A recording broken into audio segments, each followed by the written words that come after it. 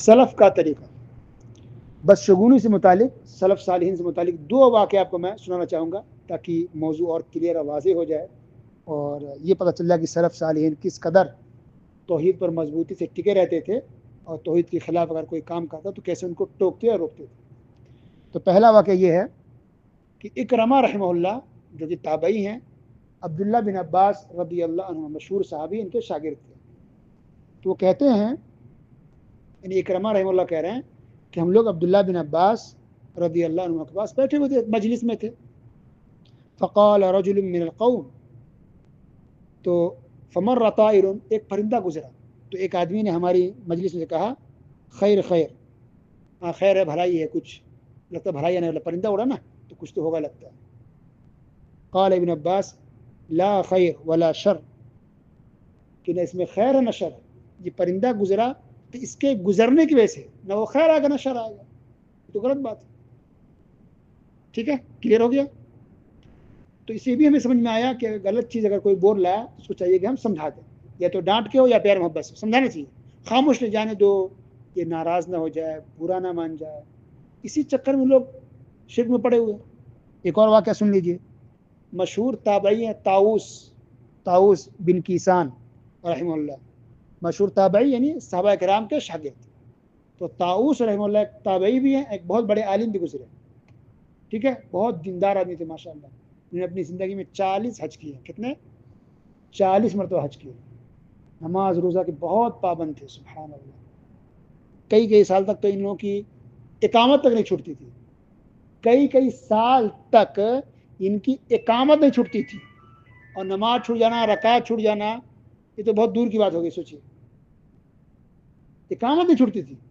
اذان کے ساتھ حاضر مسجد میں پہلی صف میں موجود ہے.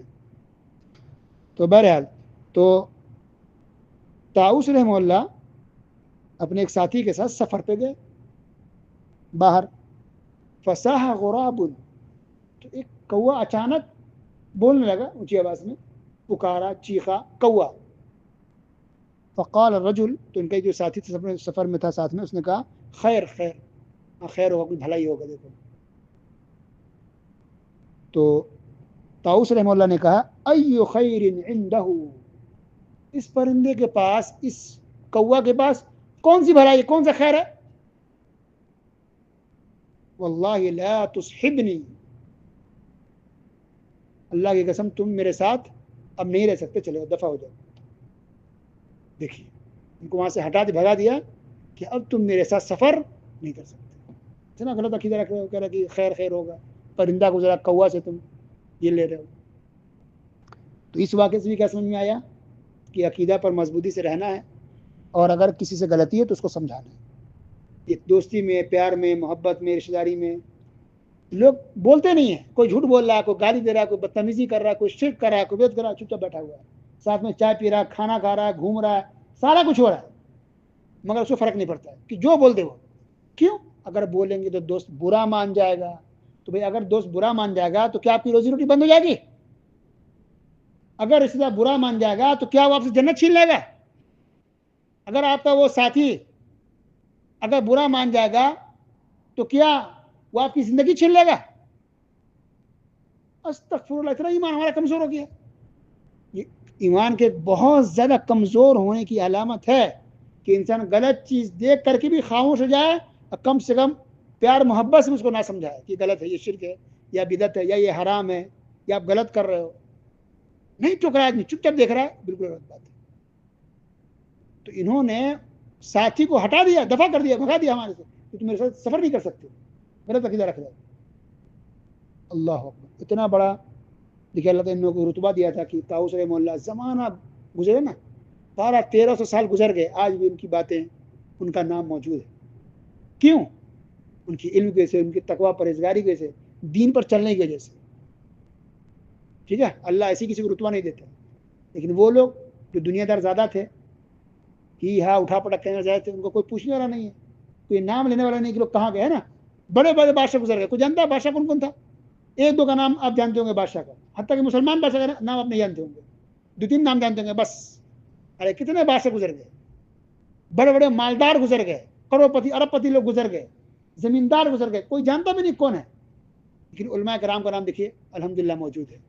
وہ چاہے کسی بھی ملک کے ہو, وہ سوریا کے رہے ہوں, وہ مثلاً عراق کے رہے ہوں, وہ مثلاً مصر کے رہے ہوں, وہ فلسطین کے رہے ہوں, وہ سعودی عرب کے رہے ہوں, مکہ مدینہ کے رہے ہوں, یا افریقہ کے رہے, دنیا کس ملک کے بھی کسی بھی زمین علاقے کے ایریے کے رہے ہوں, ان کی باتیں موجود ہے, ان کا نام موجود ہے, ان کا ذکر خیر کتابوں کے اندر موجود ہے. سبحان اللہ, یہ علم کی برکت ہے اور دین پر عمل کرنے کی برکت ہے. اللہ اکبر. یہ کہتے ہیں نا کہ جو انسان اللہ کا ہو جائے اللہ اس کا ہو جاتا ہے, اللہ تعالیٰ ان کی محبت لوگوں کے دلوں میں ڈال دیتے ہیں. تو آخر میں دعا کہ اللہ تعالیٰ ہم تمام مسلمانوں کے عقیدے کو درست فرما دے. بدشگونی اور نحوستی بالکل غلط بات ہے, شرک ہے. اللہ ہم سب کو اس سے توبہ استغفار کرنے کی توفیق دے. اب تک جس سے بھی غلطی ہو گئی, وہ بدشگونی لیتے تھے, کسی کو منحوس سمجھتے تھے, معلومات نہیں تھی, اللہ ان کو توبہ استغفار کرنے کی توفیق دے. اللہ اس غلط عقیدے کو دل اور دماغ سے نکال کے پھینک دینے کی توفیق دے. اللہ ہمارے دل اور دماغ کو صحیح عقیدہ سے, توحید سے منور اور روشن کرتے.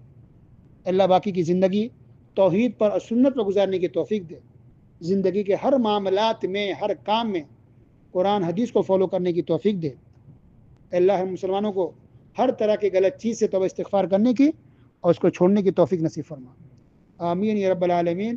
وصلی اللہ علی نبینا محمد وعلی آلہ وصحبہ اجمعین.